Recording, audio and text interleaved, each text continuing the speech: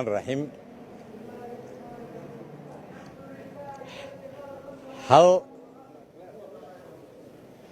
هل بولي نرق حارانا نرق حلالا ما دشو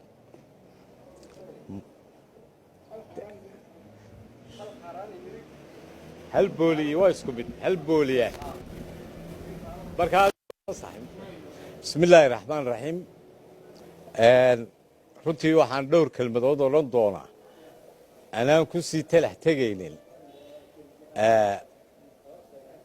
cabdulaahi abukor oo raggu sheegayay ama tilmaamayey aan ka mid ahaa soomaalidu waxay ku maamaadaa hal xaaraani nirig xalaalah ma dhasho cabdulaahu waxaan kuu sheegayaa markaad qof aan ceeb lahayn istiraada ceeb u doondoon in aanay kaa soconayn ummadduna ay og tahay xaqiiqadu siday tahay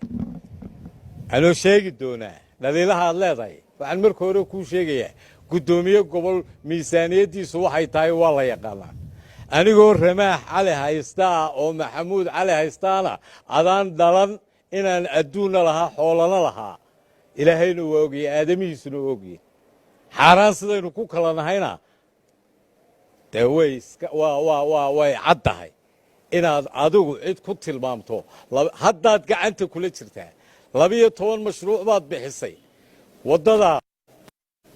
oo aan marin hay-adii ku xaqa lahaa waxay wasaaraddaada waajibisay in cashuuro liisama baabuurta allahuma salli calaa maxamed beedhka allahuma salli calaa maxamed kalaawito aan sharci ahayn oo ku dhacda akowno gaara shalay berberaan joogay waxay ugu wallaahi rag baabuurtoodii cashuurtay oo la bixi kari waayey oo la yidhi $270 ku soo shubtaan accountkaa dahabshiil mooyaane inaanay u jirin la bixi karaynin waa ummaddu marka dambe heer bay gaadhaysaa kuwan lahaa waxyaabahay ku kacayaan ummaddu bannaankay u soo bixina ka mid baa tahay hase yeeshee waxaan madaxweynaha runtii ugu mahadnaqaya inuu joojiyey qandaraasyadii aad bixisay maantana ay dhib ku tahay ma jeclin in la kiciyo shirkadaha maxalliga ah runtii 12 shirkadoodba dee ninkay haystaan waa adigii geliyey wax aan sharciyad ku dhisnayn hadduu carabka dafiro iyo haddii xukuumaddu waxbaba u celin weydana adiga way ku dul hoganaysaa runtii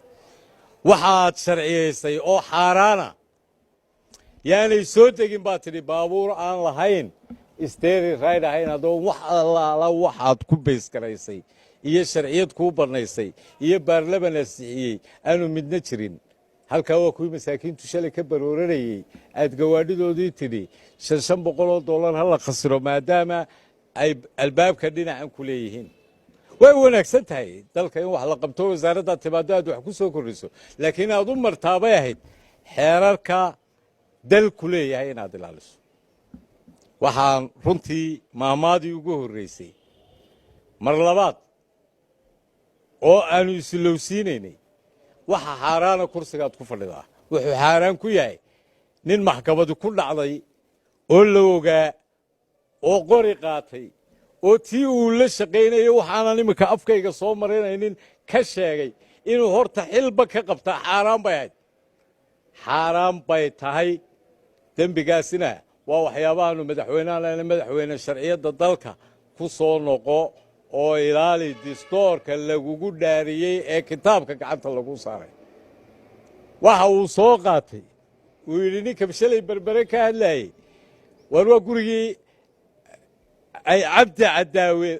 bannaanka ahaa jagada ayay soo qaateen 25 baan leeyahay maaha waxani waxay u qarsoon yihiin iyo wax tuugo lagu dhisay midna maaha adaan hanti lahayn baan lahaa maraykan baan ku lahaa somaliland baan ku lahaa dalkoo dhan baan ku lahaa burcaan ku lahaa berberaan ku lahaa haddaan ku leeyahay alxamdulilaahi rabbilcaalamiin waa nimco ilaahayna siiyey horena aan u haysanay waad ogeyd maalintii iigu horraysay xilka inaan lahaa dub u xusuuso haddii xukuumaddu gudan weydo waajibkeeda taayadaan ku dhisayaa adeertii aan ku bilaabay taayaday ahayd taayadiina dee waanu isku habaystay xeryaarigaygii baan iibiyaan guryo u beddelay ikumaale xeryaariga ma lahayn 4 xeraan lahaa welina waan leeyahay gurigaygii maraykan baan iibiyey dee mid kalaan ku dhistay taas waa mid shakhsiya mid ceeb igu noqonaysa maaha waa tolkeenna wayna yaqaanaan reer saaxil wayna yaqaanaan berbere waxaynu isku dilayna haddaad isleedahay halkii hore daba soco waxaan u haystaa inaan anugu saxaa iminkana u haystaa kuna faanaa waxaad fulinaysay shalayta waa la ogi waxaad fulinaysay aan diiday anugu inaan lacag qaato aan rag ugu shaqeeyo fikrad ay leeyihiin oo ila qaldanayd waataynu isku gacan saarnay shalay bay ahayd berbera inooga markhaatiya warbaahintaa inooga markhaatiya waxaan u taaganahay ammaantoon xusbi ahay iyo shalay oon mas-uul ahaa oo labadeennuba aynu xukuumadda ka wada tirsanayn inaan mar walba anugu xaqa iyo waddaniyadda aan uga dhowahay qorina umaan qaadan sidaadii maxkamadna kumaan gelin kuwaad caayaysaana waa kuwii shalay innagu aynu isku dilaynay aad lahayd xukuumaddii hore wixii looga bartay inaad runtii ka xishootaabay ahayd hadalkalaanan halkan ka soo odhan lahayna markii hore wuu qabtay hase yeeshee waxaan iyagana runtii u digayaa qaar yaroo xalayta facebooka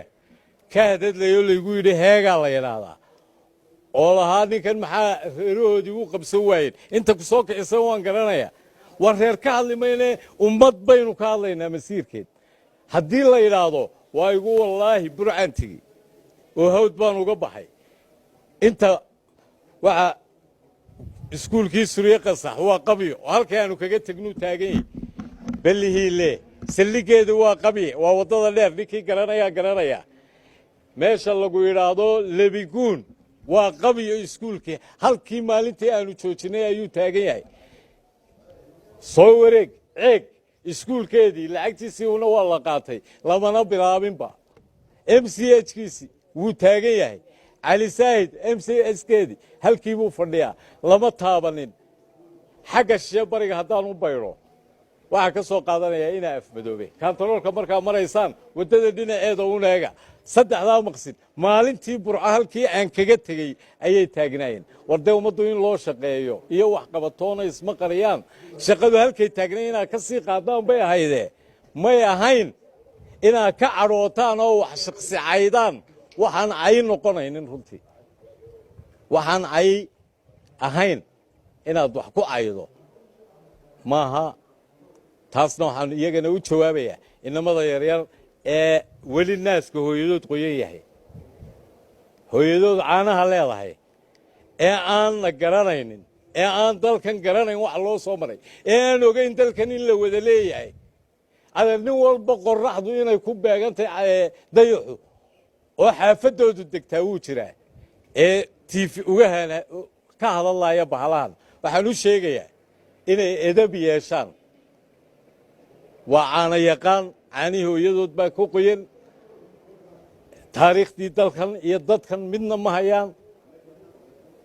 in aanay la ciyaar waa muddo yar qofku intuu xilka joogaa dadku ku soo dhex noqonaya dadkana waxaad ka tahay ayuunbaanaad ka ahaanaysaa haddaad dhimatona lagugu xusayaa haddaad nooshaa inaad la dhex joogtaa karaamiyo sharaf baanu dhex joognaa waa salaaminta